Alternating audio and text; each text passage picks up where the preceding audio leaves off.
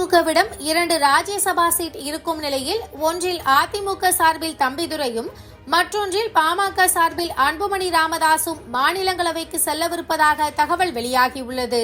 சட்டப்பேரவை தேர்தலோடு சேர்த்து ராஜ்யசபா தேர்தலுக்கும் தயாராகி வருகிறது தமிழ்நாடு.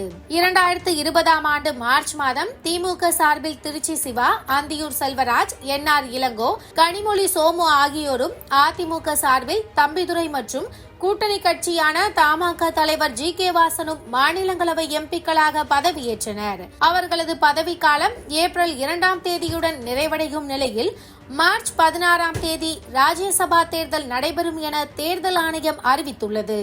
6 மாநிலங்களவை இடங்கள் காலியாகும் நிலையில் அதில் திமுகவுக்கு 4 இடங்களும் அதிமுகவுக்கு 2 இடங்களும் இருக்கின்றன.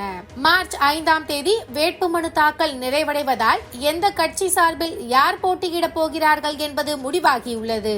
அதன்படி அதிமுகவிடம் இருக்கும் 2 சீட்டில் ஒன்றை தற்போது எம்பியாக இருக்கும் தம்பிதுரைக்கே மீண்டும் கொடுக்க அதிக வாய்ப்பு இருப்பதாக சொல்கின்றனர். டெல்லியில் அதிமுகவின் குரலாக இருக்கும் தம்பிதுரையை மீண்டும் மாநிலங்களவைக்கு அனுப்புவதே EPSன் விருப்பம் என சொல்கின்றனர். அதேபோல் மற்றொரு இடத்தை பாமகவுக்கு கொடுக்க அதிமுக பொதுச் செயலாளர் EPS முடிவெடுத்துள்ளதாக தகவல் வெளியாகியுள்ளது.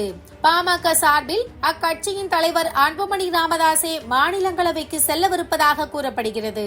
2019இல் அதிமுக ஆதரவுடன் எம்பியான அன்புமணி ராமதாசின் பதவிக்காலம் கடந்த 2025ஆம் ஆண்டு நிறைவடைந்தது.